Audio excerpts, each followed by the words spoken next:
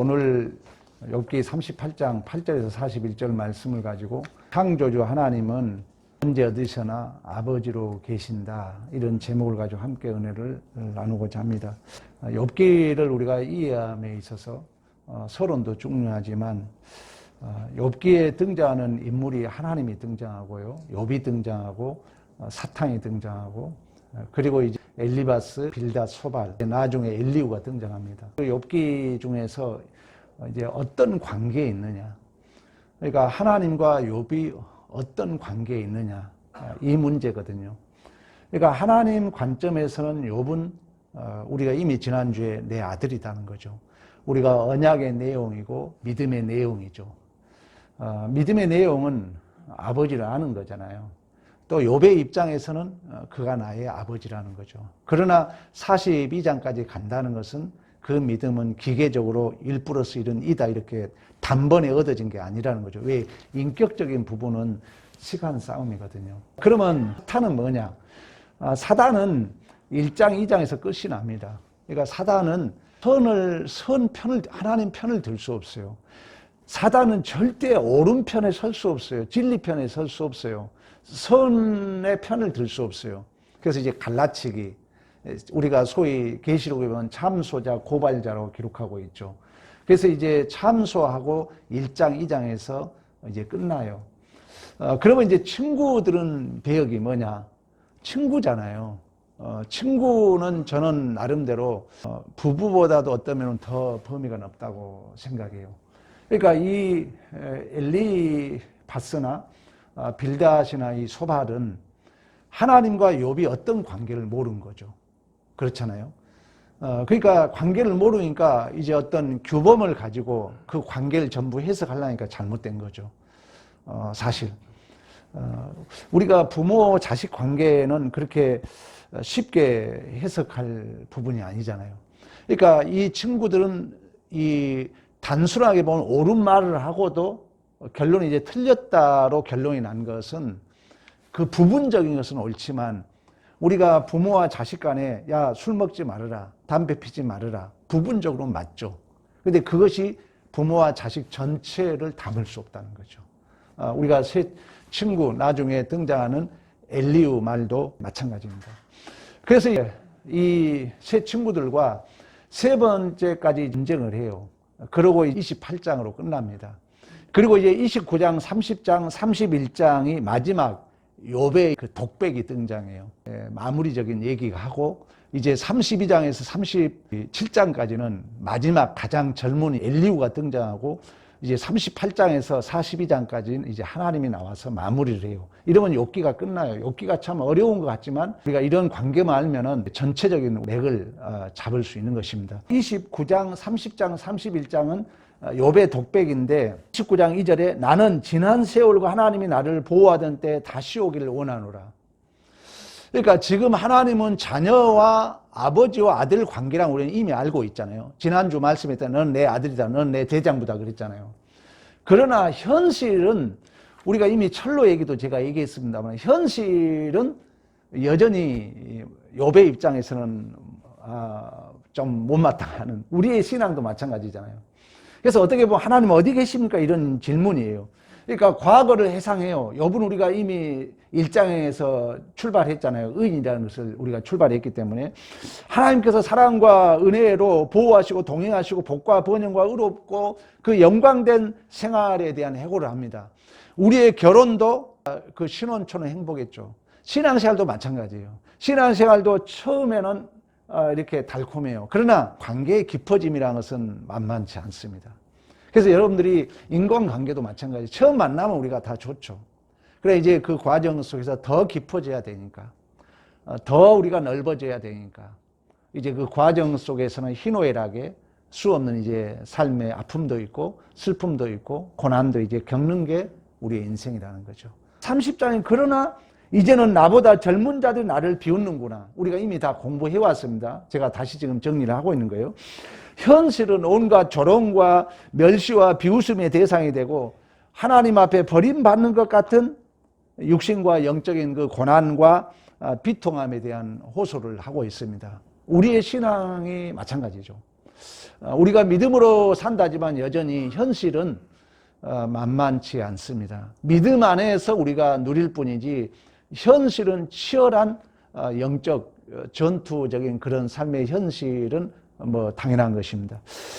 그리고 이제 31장에 가면은 35장 36절 31장 그런 얘기를 합니다. 누구든지 나의 변명을 들으다오 나의 서명이 있으니 전능자가 내게 대답하기를 바라노라. 나를 고발할 자가 있다면 그에게 고소장을 쓰게 하라. 그것을 어깨에 매기도 하고 왕관처럼 머리에 쓰기도 하리라.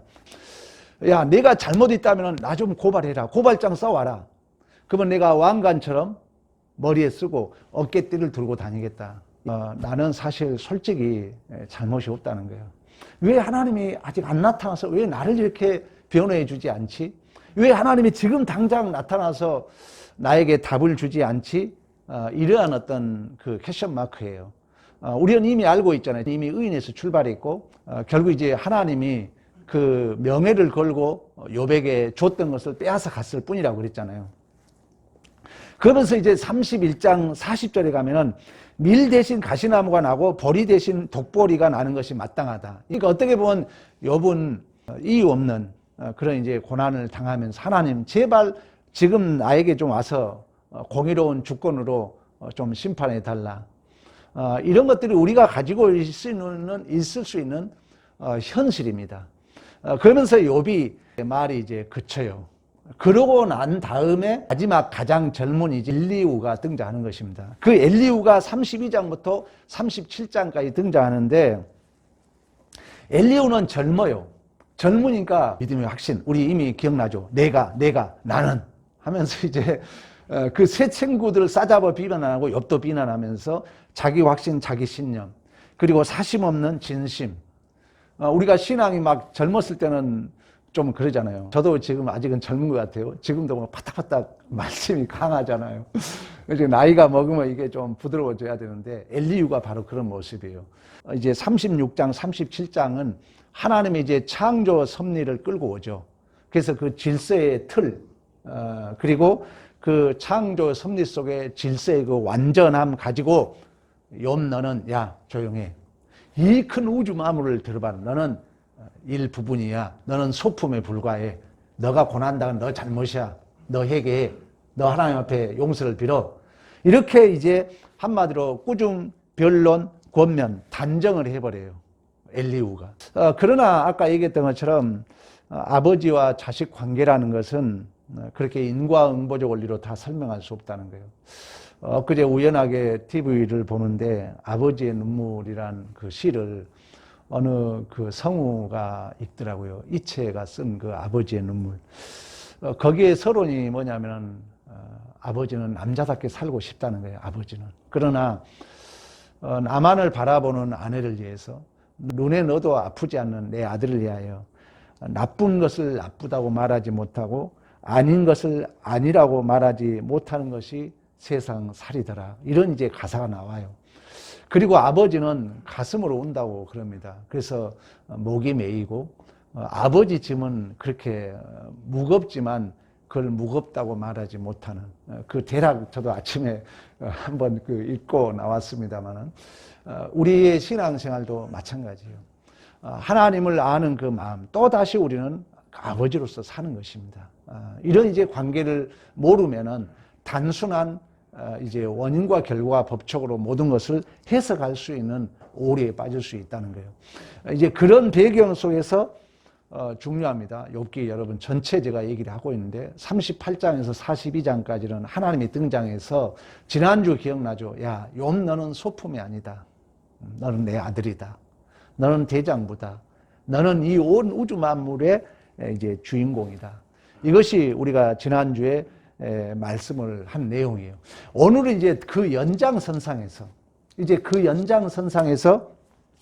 4절에 한 발 더 나갑니다. 4절에 내가 땅의 기초를 놓을 때, 1절에 바다의 기초를 놓을 때, 32절에 이런 모든 영역 속에 창조주 하나님은 스스로 계신 하나님이라는 거예요. 스스로 계신 하나님. 우리가 중요합니다. 내가 힘들 때도 내가 어려울 때도 하나님은 우리의 조건과 구애받지 않고 계신 하나님. 그래서 우리가 38장 1절에도 그때 여호와께서 폭풍 가운데 욥에게 말씀하셨다는 얘기는 폭풍 여러분 이렇게 분 것처럼 하나님은 가만히 있지 않았다는 것입니다. 욥기가 때로는 우리가 듣기 불편하고 때로는 힘들어 왔지만 저는 이 욥기를 이렇게 자세하게 설교를 좀 해보면서 저는 개인적으로 많은 은혜를 받았고 또 내 자신을 깊이 이렇게 살펴볼 수 있는 진짜 복 있는 기회였어요.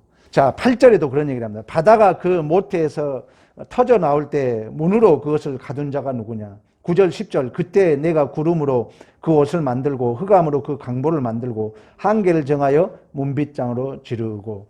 여러분 바다가 이렇게 항상 바다는 움직이잖아요. 바다가 이렇게 금방 넘어올 것 같잖아요. 그러나 그 바다를 이렇게 멈춘 자가 누구냐. 하나님이라는 거죠. 그리고 이 흑암으로 구름으로 이렇게 이불처럼 이렇게 덮고 또 흑암이 밤 되면 이렇게 모든 걸 덮는 것처럼 하나님이 우리를 보호하시고 하나님이 우리를 인도하시고 결국 우리가 이 믿음의 내용이 뭐냐를 묻는 거예요. 11절 이르기를 내가 여기까지 오고 더 넘어오지 못하도록 내 높은 파도가 여기서 그치니라 하였노라. 파도는 계속 요동치잖아요. 그렇지만 넘어오지 못하도록 한계를 정하고 질서를 정하고 우리를 보호하시고 인도하신 분이 하나님이라는 거예요. 이제 욥은 이런 것들을 이제 차차차차 알아가서 우리는 이미 욥기 결론을 알고 있는 것처럼 내가 말씀만 들었던 그 하나님을 눈으로 보게 된다는 것입니다. 12절에도 그 얘기를 합니다. 내가 너의 날에 아침에게 명령하였느냐. 새벽에 그 자리를 일러주었느냐. 다시 말하면 아침과 새벽과 낮과 밤을 누가 만들었느냐. 네가 하루하루를 만들었느냐. 아니라는 거죠.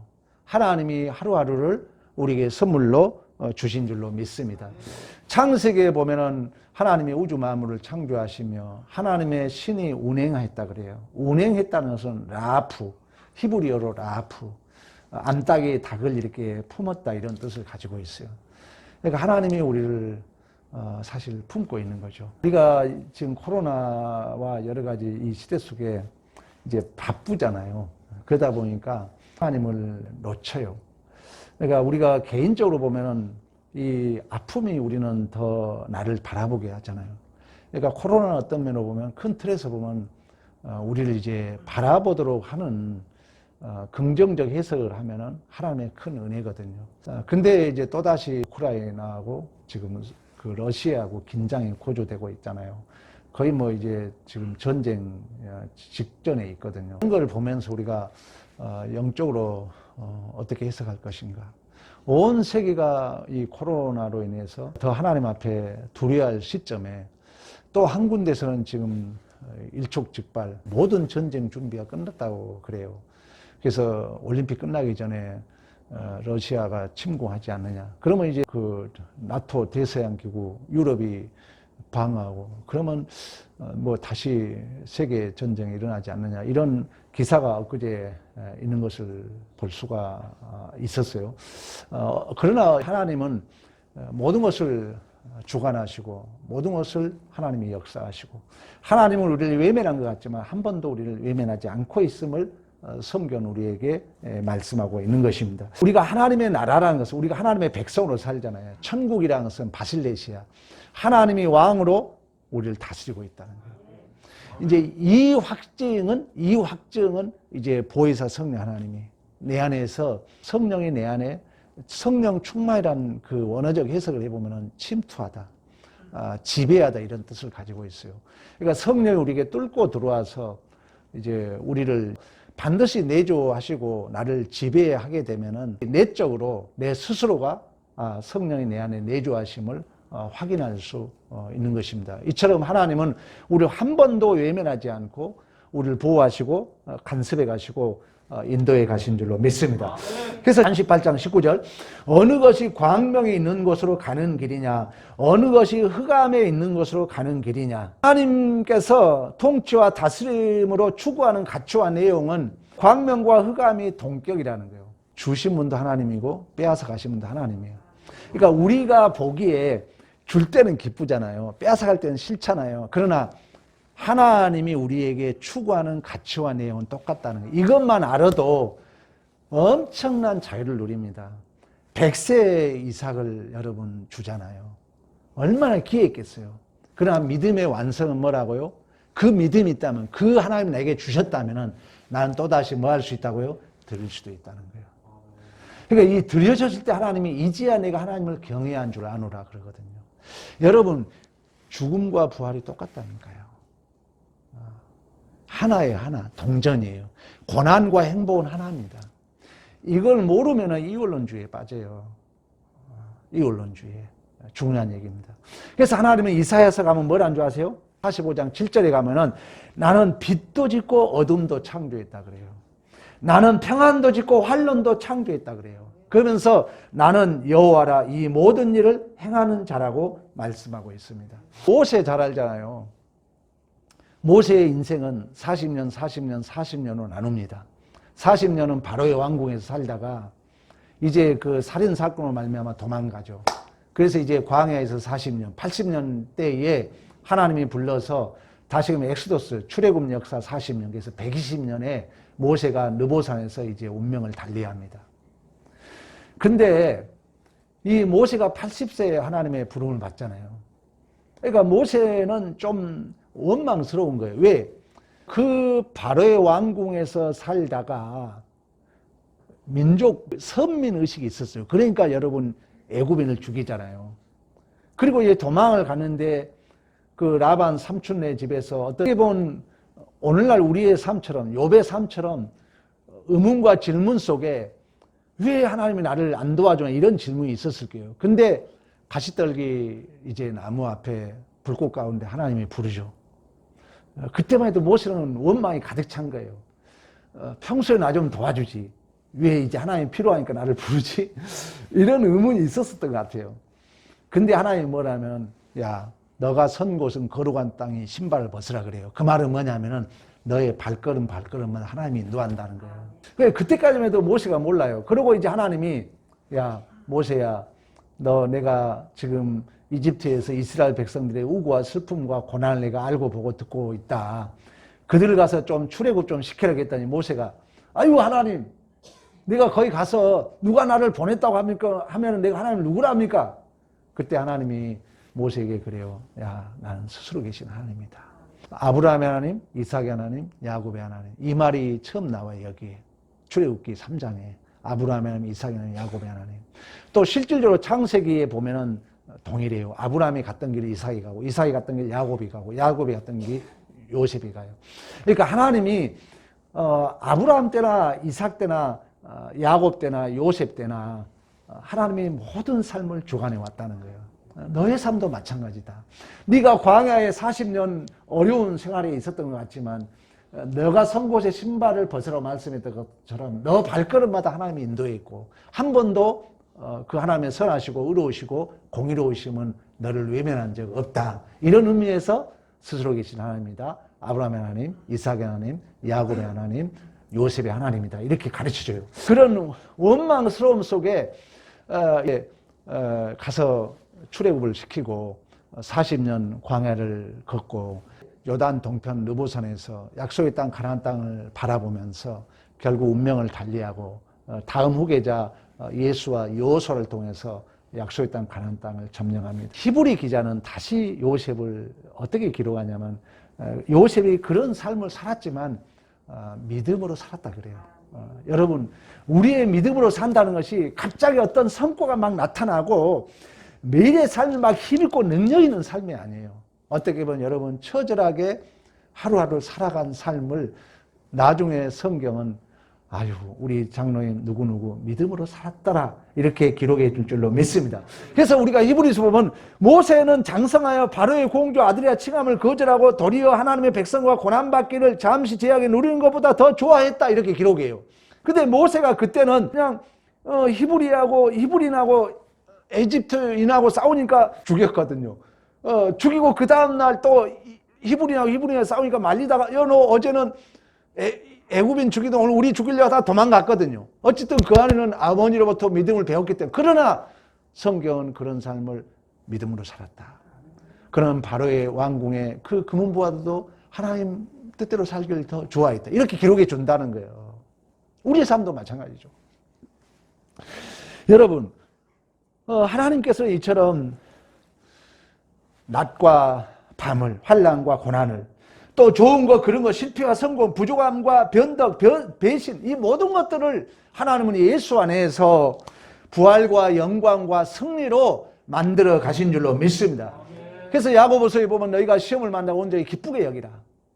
베드로 전서 우리 4장에 보면은 사랑하는 자들아 연단하고 오는 불시험을 이상한 일로 여기지 말아라.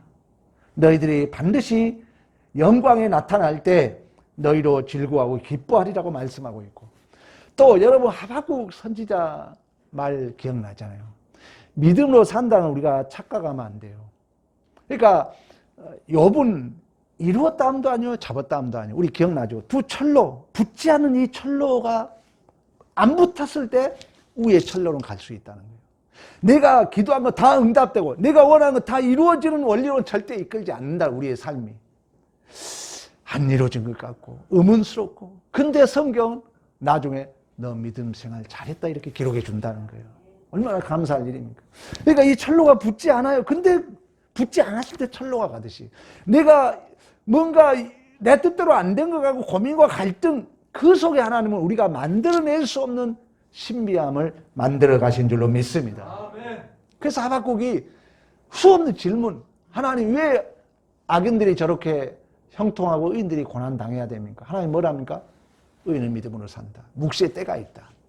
이제 그 믿음을 깨달은 하박국은 무화과나무에 소출이 없는 그 현실, 외양간에 소가 없는 그 현실을 믿음으로 기뻐하고 믿음으로 즐거워하는 줄로 믿습니다. 이게 믿음이라는 거예요. 이 세상에 여러분 산소를 가장 많이 배출한 나무가 뭔지 아세요? 참나무라고 그래요. 참나무, 도토리나무, 상수리나무, 그 숯가마, 우리 언제 한번 우리 권사님들 모시고 가야 되는데, 이 숯을 만든 나무가 뭔지 아세요? 참나무예요. 그러니까 참나무가 이 세상에 가장 많대요. 그러면 참나무가 산소를 가장 많이 만들었는데요. 참나무는 태우면요 연기가 안 나요.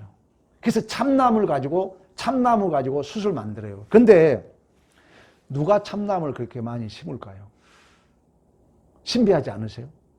우리나라 참나무 그렇게 베어가지고 그 숯가마 가는 데 가보면은 막 쌓여 있어. 산에 가면 참나무를 계속 베어요. 세계에서 참나무가 제일 많은데 계속 베어내요. 그래서 숯을 만들고, 근데 계속 참나무는 많아지고 참나무가 가장 산소를 많이 만들고 이 세상에 가장 많은 나무가 참나무라는 거예요. 근데 이 참나무를 심는 자가 누군지 아세요? 가장 힘없고 가장 작고 가장 바보스러운 다람쥐가 참나무를 심는답니다. 다람쥐가 가을이 되면은 겨울에 이제 먹으려고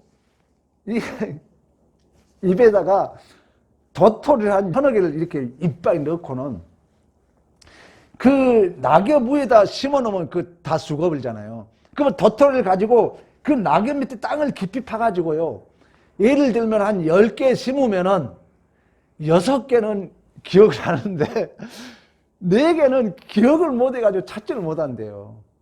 그러니까 해마다 가장 우리가 살기 좋은 그 산소를 가장 많이 만들고 세계에 가장 많은 그 참나무를 누가 심는다고요?